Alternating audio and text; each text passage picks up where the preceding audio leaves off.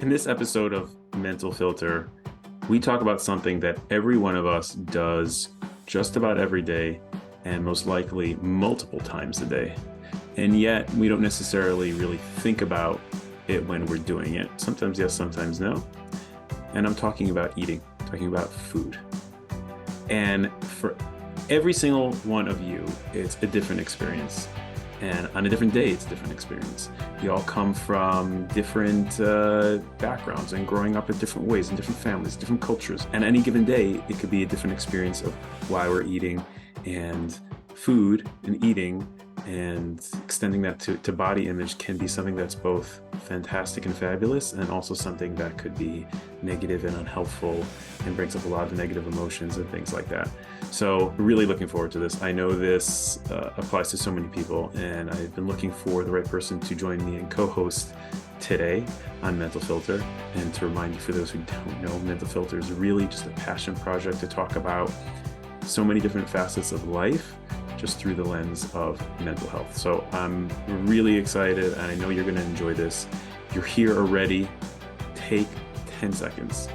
Whether you're listening to this or you're watching this, like it, rate it, share it, review it. All those little things just help us get a little bit more exposure. I promise you, we are only doing this just to share good, meaningful, helpful content. So without further ado, this is Mental Filter.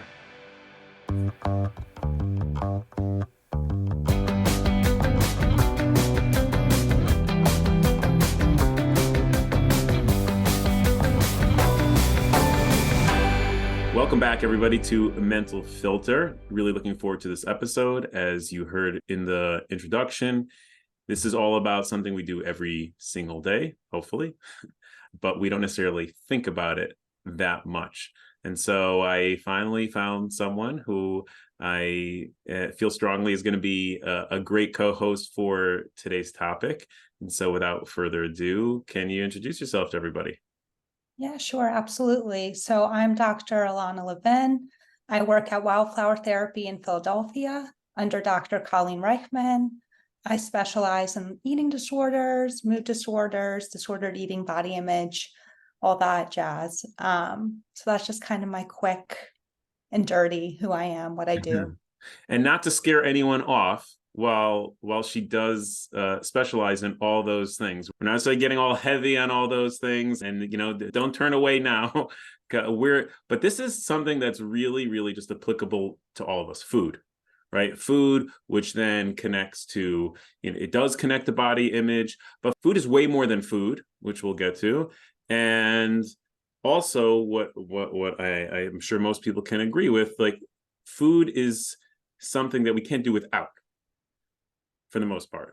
It's not like, I can live without cocaine, right? I don't have to use cocaine in order to function. And so which throws a wrench into things sometimes, because it's something that is so embedded in our life. But let's not get ahead of yourself. So, like, clinically, that's the things that you work on. Before we even get to talking about food, sort of what drove you, what's a little bit of like what got you to this point? To becoming a psychologist, or even Becoming a psychologist and being interested in this. I mean, there's so many, sure. pathways in psychology.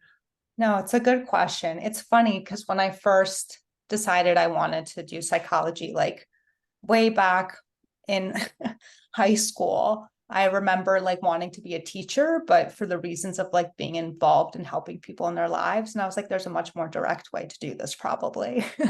And throughout my undergrad journey, got to the point where I realized, like, I love psychology. That's my niche. Really want to pursue a degree in clinical psychology. And going into grad school, I had known folks who struggled with like eating disorders. I myself had my own eating challenges throughout my adolescence and early 20s.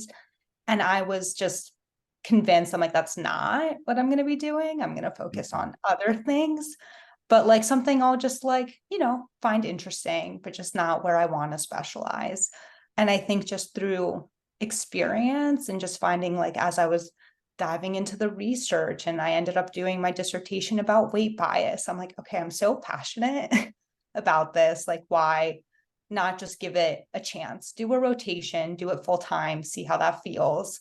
And I loved it so much. And I found that just through the combination of just like diving into the research and hands-on experience, I don't know, I felt like sometimes something just clicks and you're like, I feel like that's part of finding your niche in psychology sometimes. Like you have certain things you think you're gonna like and you're kind of spot on. And other times you try something and you're like, someone else would be really great at working on that.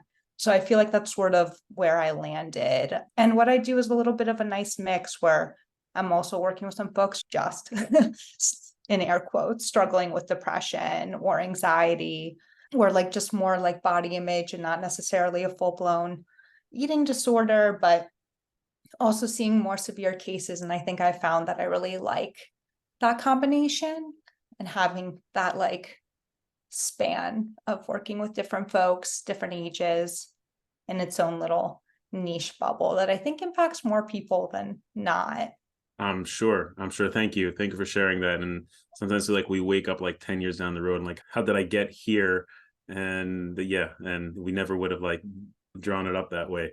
But it's, sort of like meant to be. And this is like food and what you do is actually a great example of sort of why I love doing the podcast, which is everyone who's listening if they've listened before, they know this is merely just to share something that I think is meaningful and helpful to people. It's a great example because it's something that can both be talked out, get into the deep end of like clinical and there's disorders. And it's also something that just the average layperson can appreciate because it's everywhere. It's something that they're embedded in every day of their life. Okay, so let's just talk a little bit more. The next question I'm going to ask, we could probably spend the entire episode talking about, but I'll try not to, is, well, why do people eat? I know that's an unfair question, but let's just start. Like, what are some of the reasons why people eat? Yeah, I mean, it's a complicated question for sure, because there's so many reasons. And I would argue that for any one individual, it's probably really multifaceted. I think if you ask any individual on the street, like, so why do you eat? I'm sure like at first they'll be like, I don't know, to like sustain myself, to like get by, to like I have hunger cues. But it gets more complicated because we have so many reasons that we eat during like celebratory events, holidays, to like rejoice and like celebrate occasions. Sometimes because like medically necessary, we need to be eating certain things or eating in certain amounts. I think we need it to survive. Can't Yeah. be avoided. So that's sort of like the baseline. But then for others, there's emotional eating for enjoyment. Like these are all things I look at a really neutral stance. Like I don't see any of these reasons as like good or bad. They just kind of are. And I would say any given day, someone's going to have various reasons why they're eating or what they're eating, what they are eating.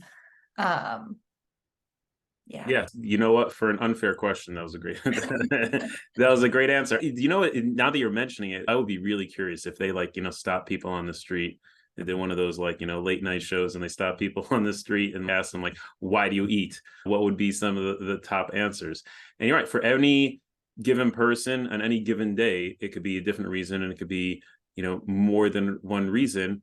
Questions like, how often do people actually think about why they eat? So there's like the fundamental reasons that most human beings are, naturally driven to eat, and that is to sustain themselves. They need fuel, just like a wild, deer has to eat. I don't know if they think about eating or why they're eating, but they're driven to eat. So we are also driven to eat. Now, if it's just for sustainment, then we could live on, I don't know, some dry bread and water, and I'm not a nutritionist, but it could be really really really really basic. And there are some people who intentionally do that, right? They live certain lifestyles like that.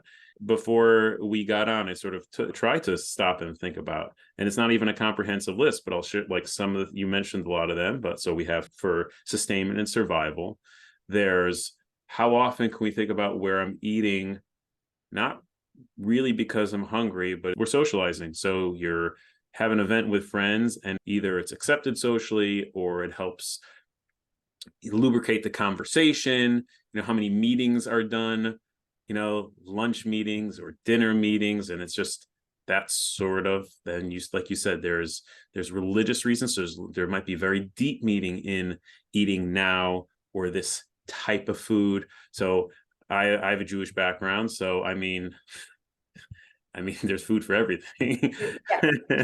And that's true. And that's true for so many different cultures and so many different religions. There's actual meaning. Why this food? Why now? And it has zero to do with filling my belly, And Absolutely.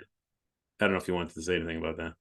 No, absolutely. I'm in agreement with that. It comes up more frequently than not, both like religious holidays, secular holidays, like it's all over. And even like social gatherings, like to celebrate a graduation or a birthday party. Like I think food is just a part often of like that. It's just kind of like a assumed aspect of that social activity.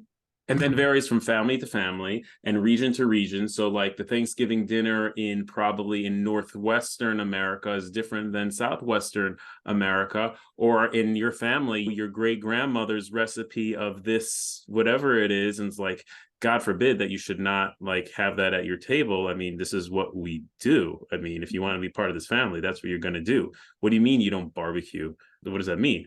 And so speaking, and then we'll get more into the emotional eating and things like that. We do have to say that with all those things that we mentioned, there can be neutral, there could be positive, and there could be negative like associations within all those contexts, whether it's religious, whether it's societal, social, familiar. Can you talk a little bit about some of those, could be both positive and negative associations that then subsequently contribute to this maybe an unhealthy relationship with food? Can you speak a little bit to those types of things? Yeah, absolutely. I mean, I think it's an interesting and multifaceted question in its own way, in part because in terms of looking at the positive, right? Like there can be a sense of emotional bonding and co-enjoyment that people are having in eating something together, enjoying it together.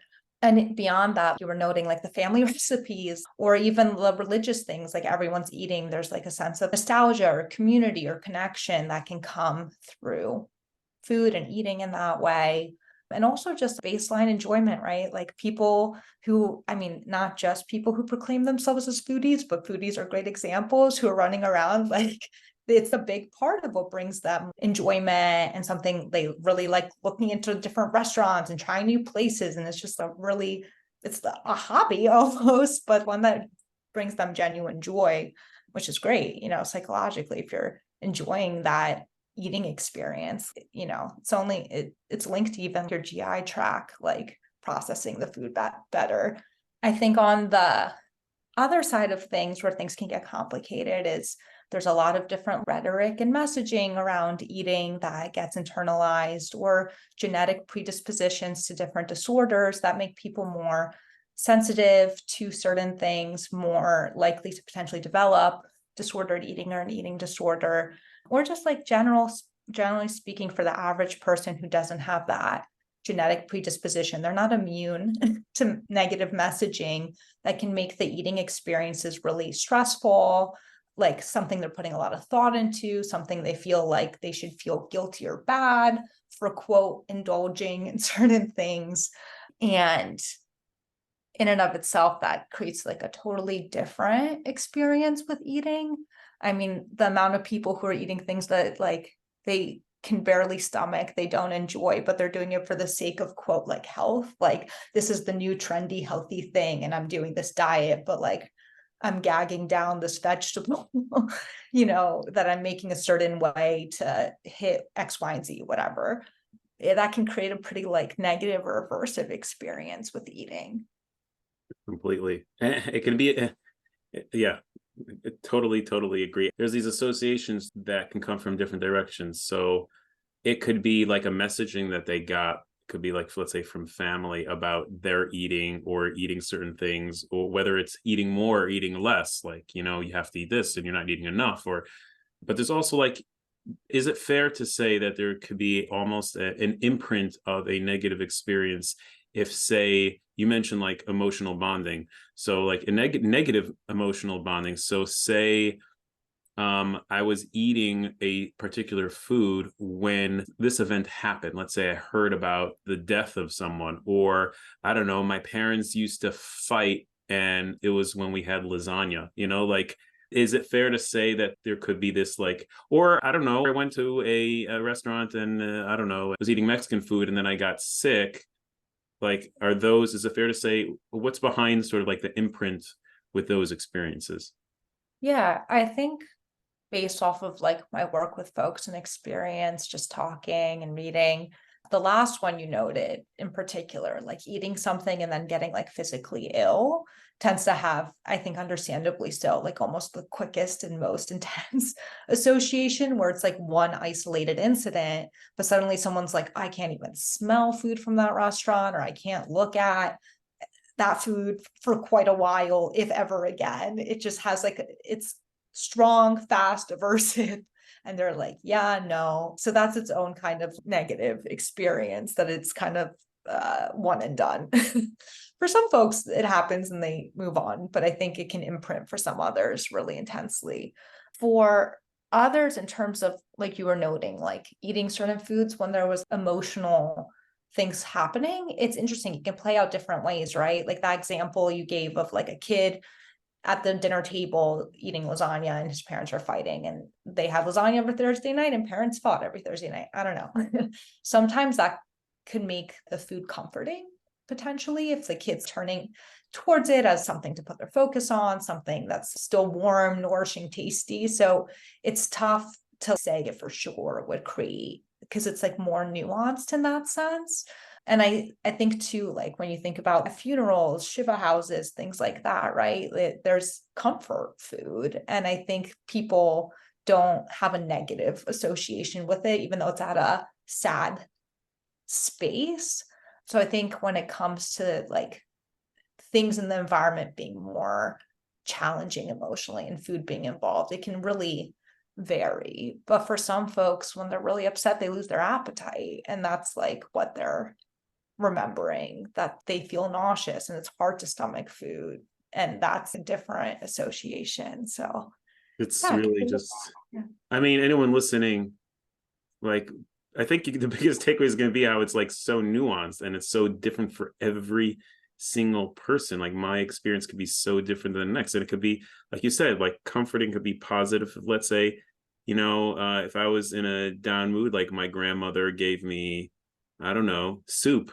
It goes beyond the soup. I guess Exactly. that's like, you know, it goes beyond the soup. And it's interesting you said before about food, you know, foodies. I have some foodies in my family. And then it's interesting, like it's a great example of like where it goes beyond the food.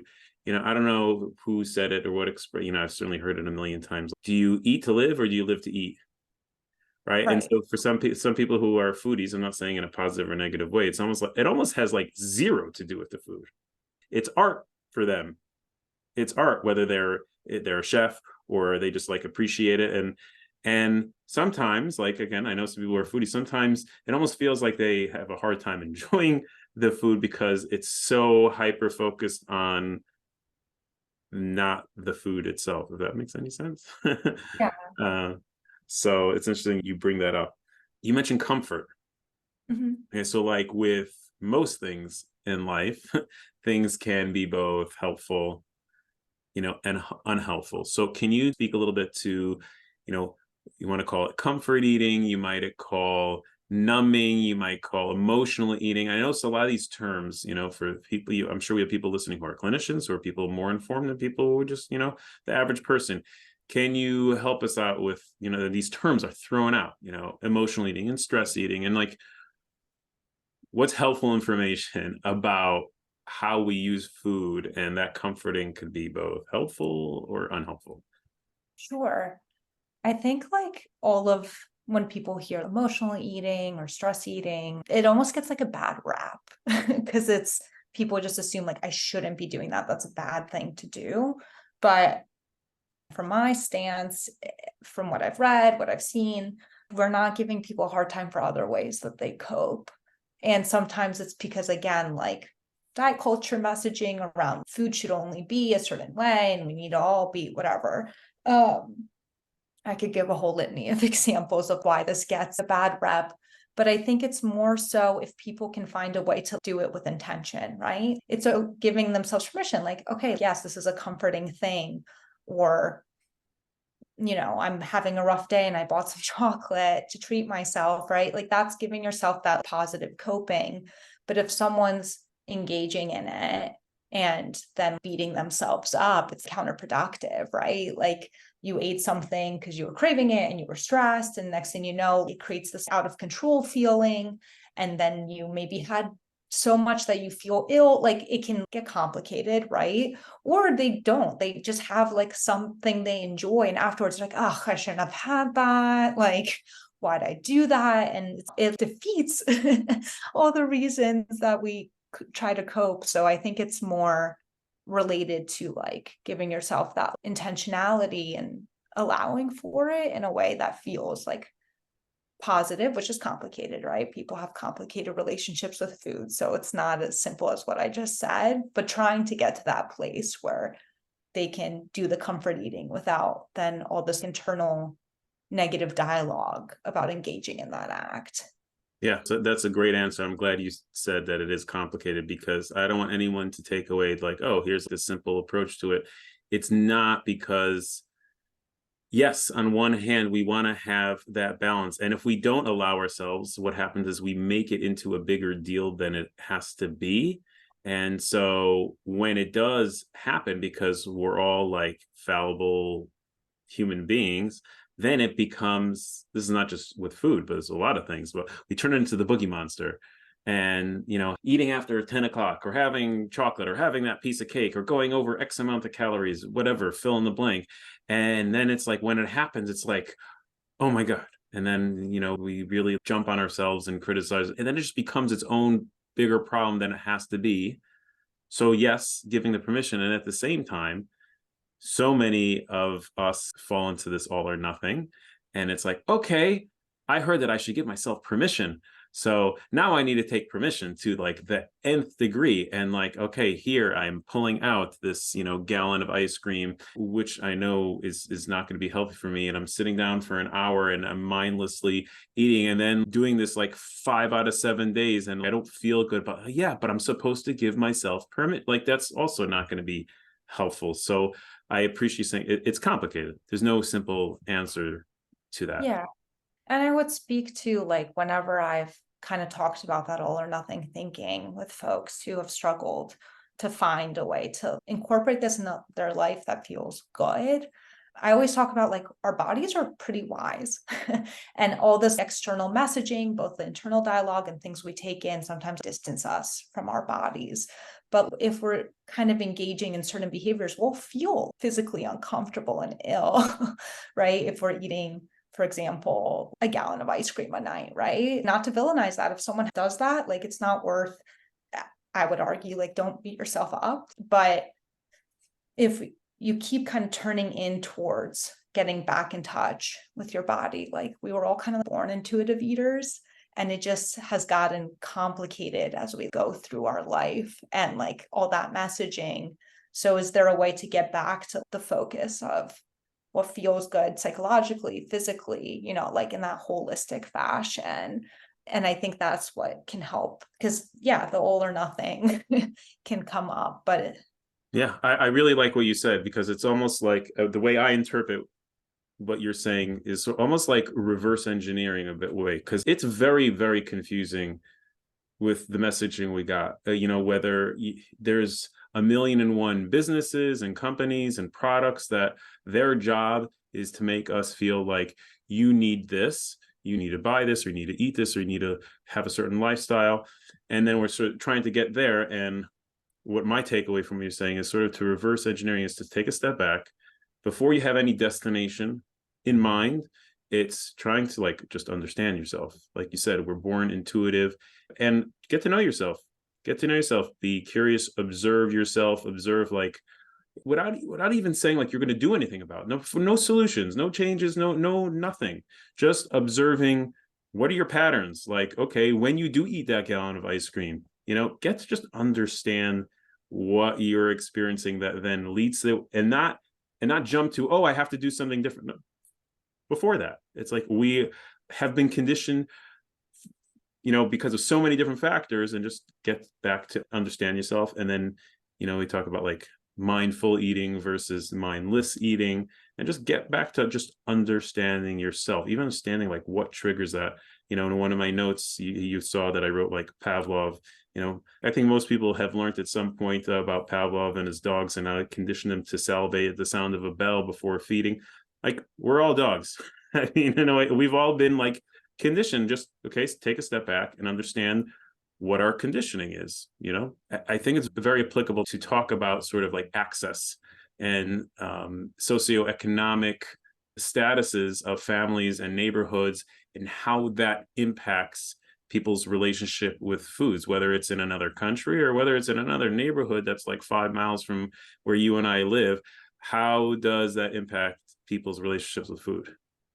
Yeah, I mean, I think it's a really thoughtful point, because literally there's disparities across the country in terms of access to things, and it can in its own ways cause complicated relationships to food, in the sense that when you don't have access to foods across the spectrum, right, or access to fresh foods and things like that, not to by any means like villainize certain foods, but it's just in terms of people being at that physical level, getting everything that they need. There's just a disparity in what people can afford, what people can access. And also it can get really, I would argue, like a added layer that makes it complicated, right, is canned fruits and vegetables, for example, are cheaper, more accessible, but sometimes the messaging around it is that it's not that great, but it would be better if you can't access fresh, right? And also, even if you can, like sometimes it's more convenient. There's nothing wrong with that. But I think just in terms of the detriments of health, or even the development of potential disordered eating, it can come from folks living through times where maybe they really did not have access and went through periods of extreme hunger and barely getting by. And it, then later when they're at points where they do have access, there can still be a lot of mistrust or even a valid, like, I don't know how long this will last. So I think it's something that in many countries, ours as well, is perhaps a little bit like under researched, under supported. It's not like where a lot of effort is put. I think we see some changes here and there, but it definitely is something to consider, because again, the larger messaging about how we should or shouldn't be eating, that's not necessarily even accurate, but also like it's not accessible, right? And then people psychologically are beating themselves up for eating a certain way when that's what they have access to, and nutrition is better than no nutrition. Right. Yeah, Um, you get that messaging. Oh yeah, you should and you could be able to eat like this healthy lifestyle. Again, assuming that that's even accurate. Like, great, that's in theory. Like, so as you were talking, I think some examples that have come up, myself working with people. And I remember being, I forget which class, it was probably way back in, I think maybe in graduate school even. When you drive through certain neighborhoods, and this is so completely of stereotyping, but it's accurate, that you go through certain neighborhoods, what are like certain, I remember the professor asking like, what are certain staples that you're going to see? What kind of stores are you going to see if you drive through a neighborhood that is at a lower socioeconomic status, right? So there's going to be a check cashing place. There's going to be a liquor store. There's going to be a fast food place. And I forget what else there was. Like, so if that's what's there, right, and it's, $2.99 for a family meal, whatever it is, then yeah, to expect like, oh yeah, you should have like a, nice fresh salad and eating like lots of vegetables and fruits, like that's expensive. Expensive. And then also time. So if you're in a family who, let's say it's a single parent home, let's say it's not, they're working 2 jobs, 3 jobs, they're getting home at who knows when, maybe the kids have to come home and the parents aren't even home yet. So what they're going to eat, they're going to eat like healthy food. They're going to sit and make a kale salad or whatever like that. No, it's not going to happen. Right. So it's like you said, it's very, very real. And the last thing I'll say on this, and you can add if you have more, is sort of like the past generational even experiences and trust. So like I said, I have a Jewish background, so it wasn't that unusual for people who went through the Holocaust, and I'm sure other people who've been through other like apartheid eras can relate, that children of Holocaust survivors, like when they got dinner, like, you best be finishing your plate before you leave. You do not throw a drop of food away, even if it's scraps, because they lived through when they would, eat a potato peel or go through, garbage out in the fields to eat something like, and then that translates like generationally to having a very, very, I don't know what you want to call it, a distorted, not just a very like rigid way of eating. Yeah.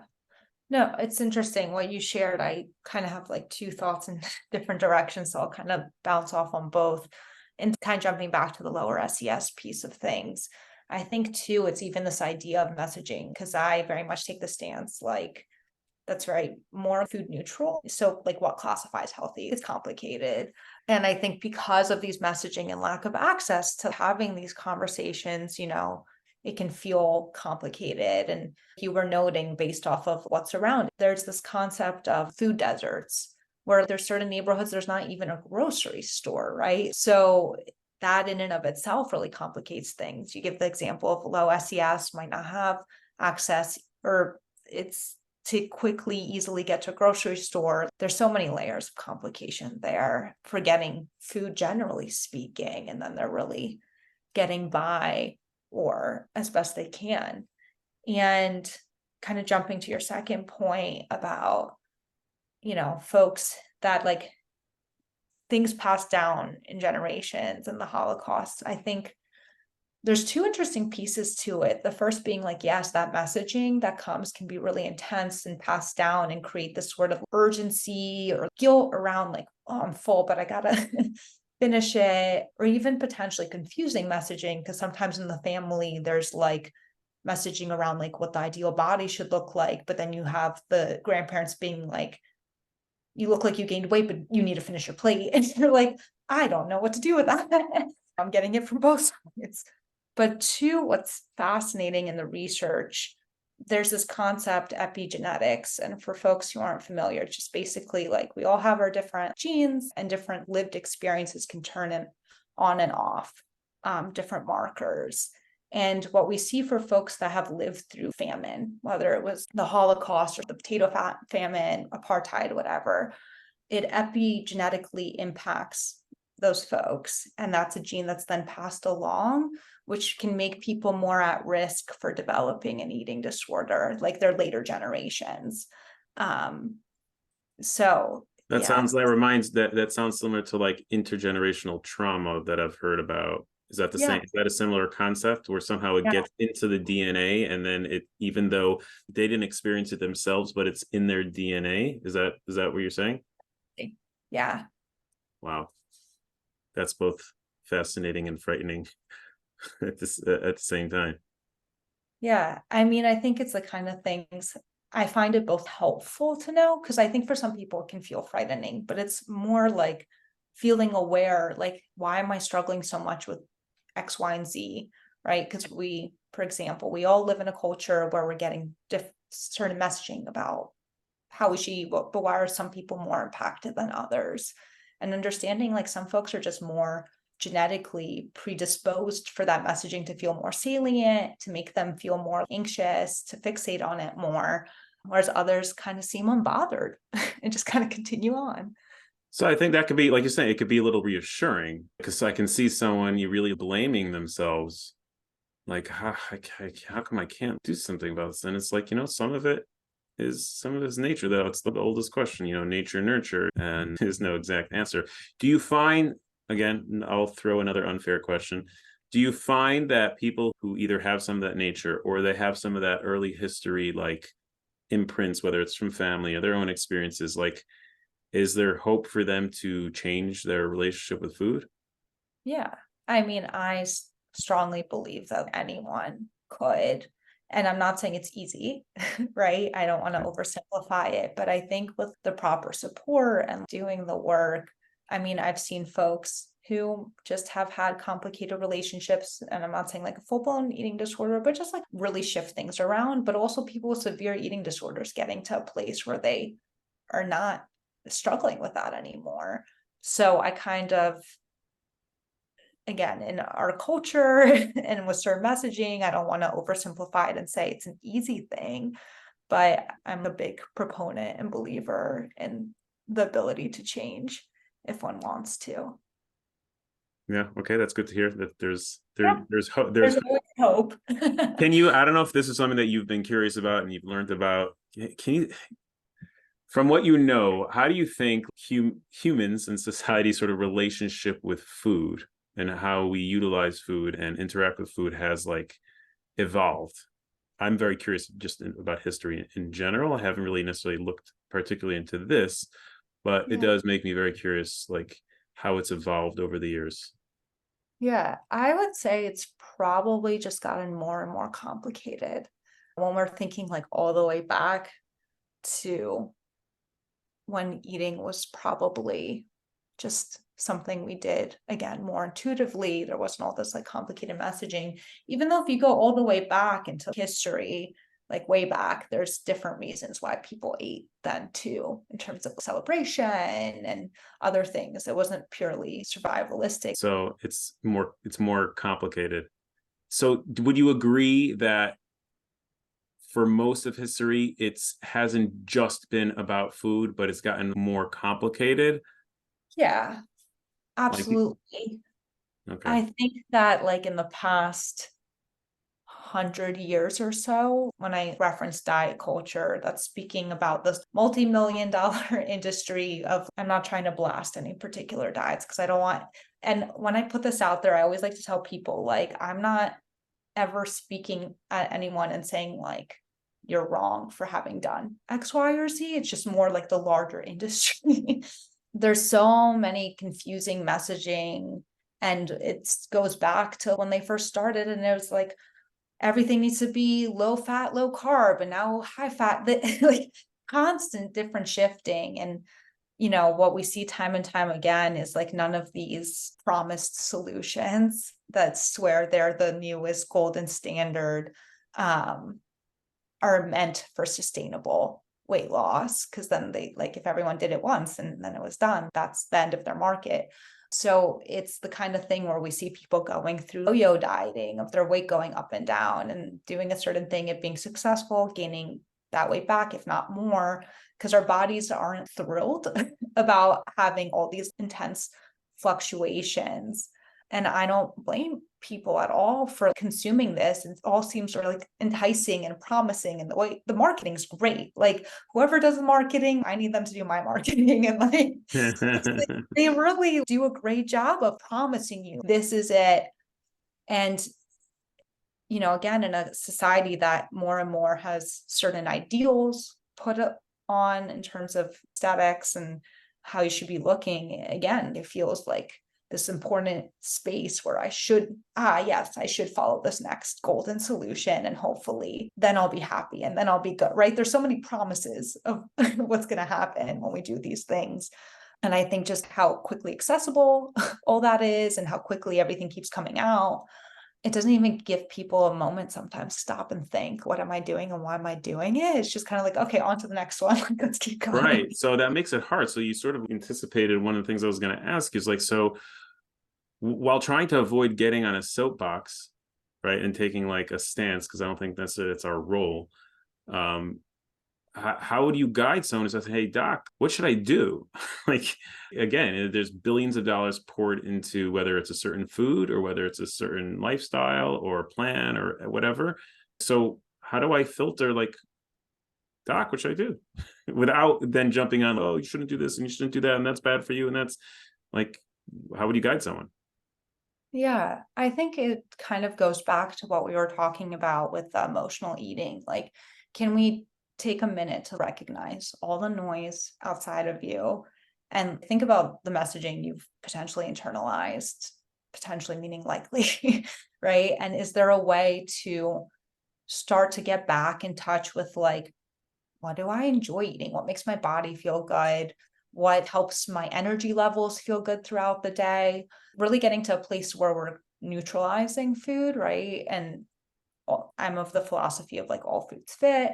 And I'm upfront with people and I tell folks, like, listen, some people are not ready to jump off the diet train. And I'd rather you have a space to talk about the complicated pieces and what feels like pros and cons, what feels alluring, instead of feeling like, oh, well, she has a very different stance, so we can't even talk about it. Like, again, it's not about the dieter ever.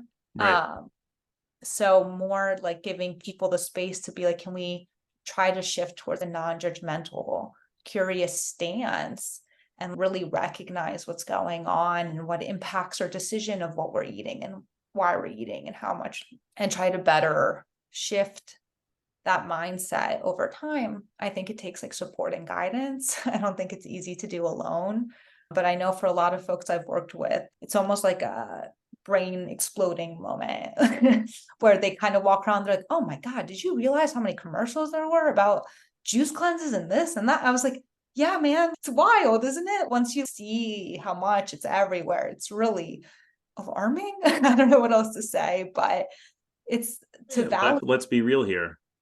It all boils down to the dollar. Sure. I mean, Yeah. that's a reality. So if there's money to be made, then it's going to be there. And I want to acknowledge for anyone listening or watching that we could go down the route, but it's really, I don't think it would be fair to go down the route of actually getting into like the specifics of disordered eating and eating, that there's just too much there for our space to like get into talking about disordered eating and the different eating disorders, and because there's just so much there, it would be unfair to like too much of a tease. So I just like, if someone's listening, like, okay, are they going to get to talking about eating disorders? Maybe another episode. This is more like trying to give it like a wrap around. I just don't think it would be fair to get into that. So yeah, I agree with everything you said. And part of just getting to know ourselves with eating and just understanding ourselves, have you found differences between like men and women? And as someone who may sound ignorant in this, but I mean, I have a family, so I've lived through it, but I haven't actually experienced it of, when a woman's pregnant and then after pregnancy. And so it might be too generalized, but differences between men and women when it comes to their relationship with food. I'll hold off on the next question after you answer that. Yeah. I would say it depends and it's complicated because again, there's like the genetic piece, of course, but also on top of that, the hormonal aspects, right? In terms of different cravings and wants, desires, like all of that. And beyond just all of that, as much as when they're going through this certain pre-puberty through puberty, their bodies are working hard, need a lot of nutrition, way more than I think most parents even know. And that speaks even to a layer further of being curious and noticing rhetoric around potential different genders in eating. Because I know some families who it's really encouraged and praised when they're certain, quote, big eaters or having a ravenous appetites, or discouraged.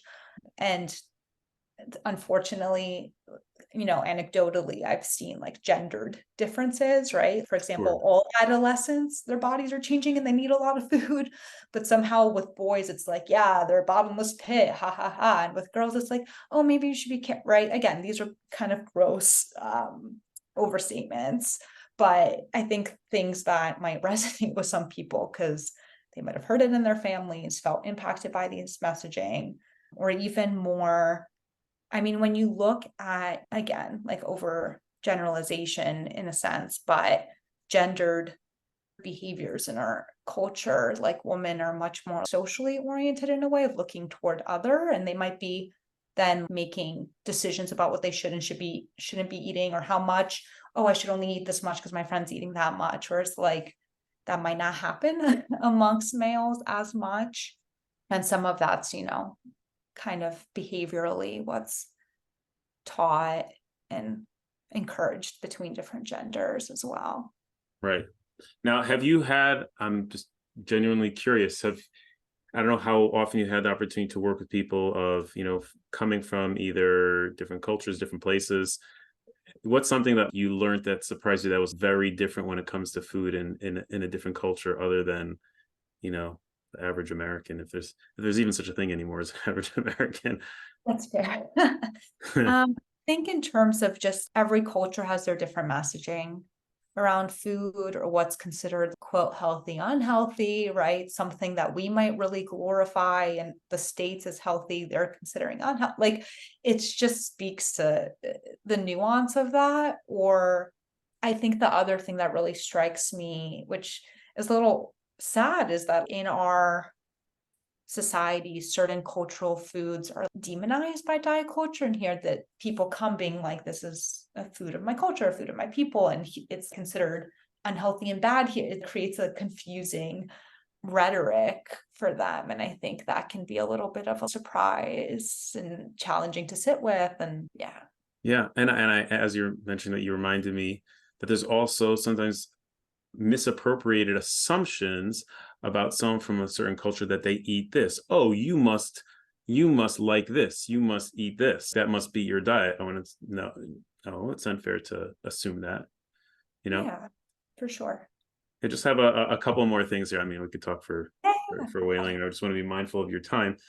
So I'll mention one. We haven't really mentioned anything specific. I have one curious question about something specific because it's very popular now. And I had this question just myself, is because I know a number of people that have used it, is like something like Ozempic now, right? And I'm just genuinely curious. I haven't used it. I don't intend on using it.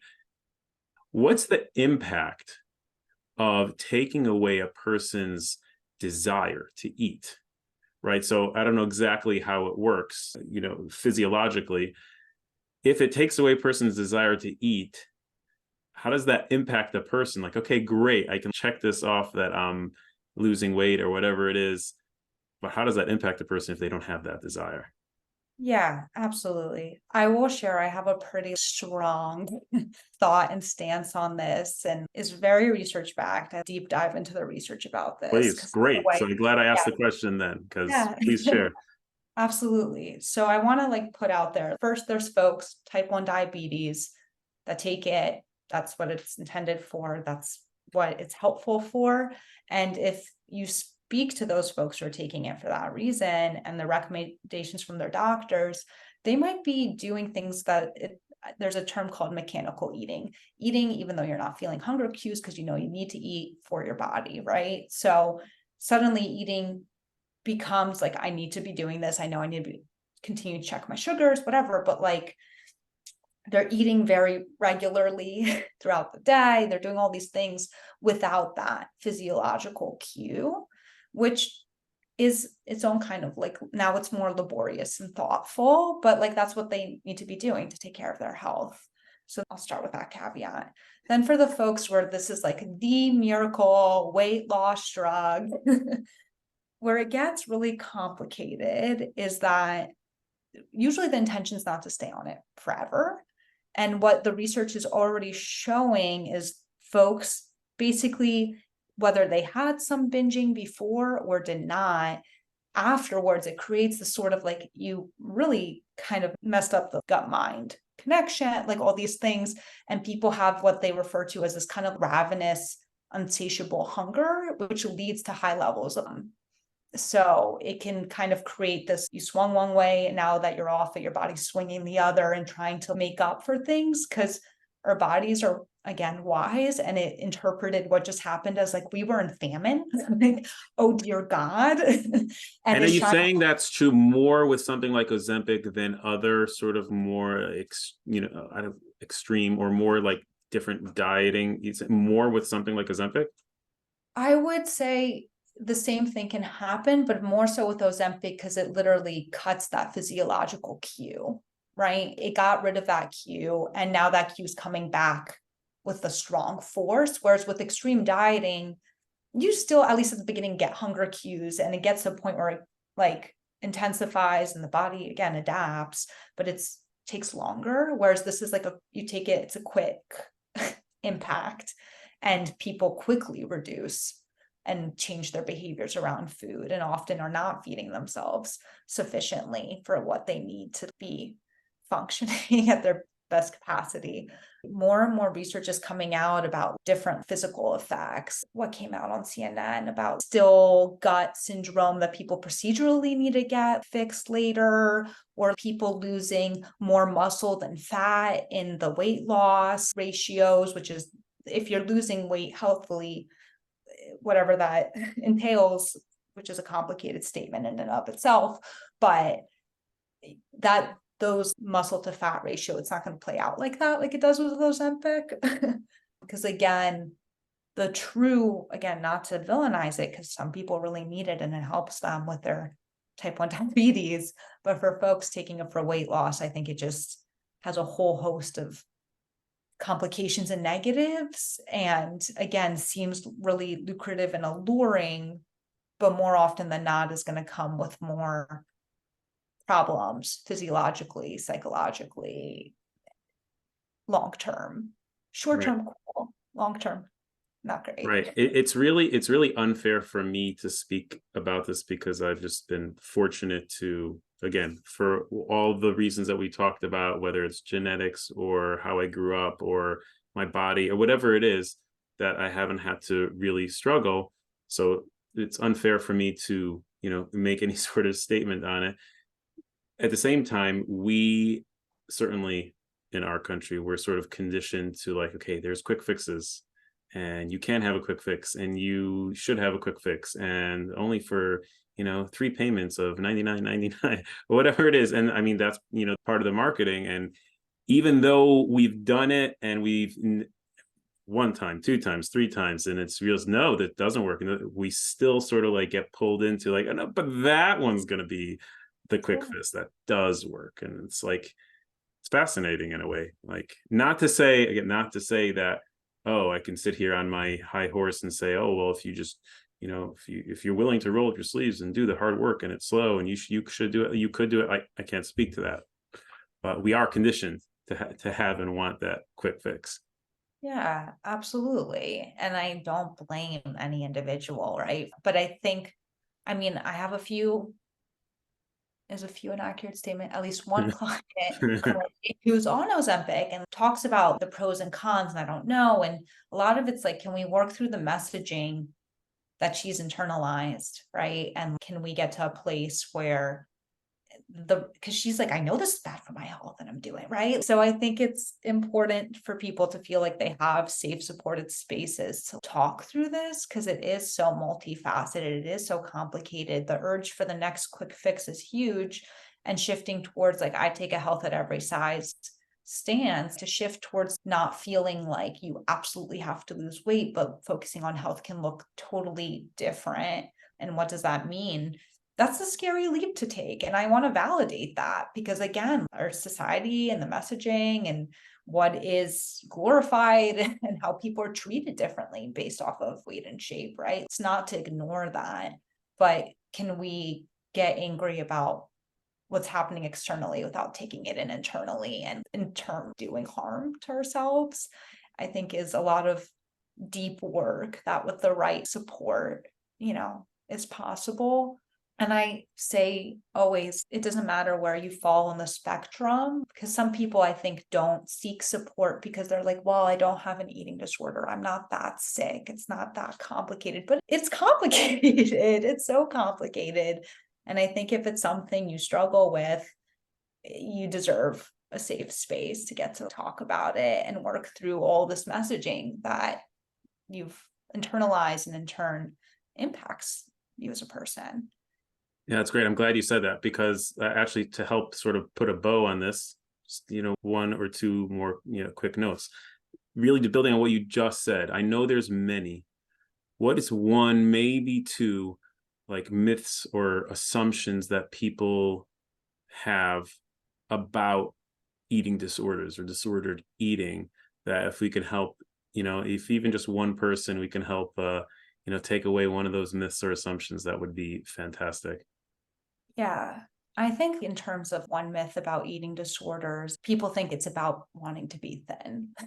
This blanket, if that's not what I'm struggling with, then it's not an eating disorder, even if that is a part of it.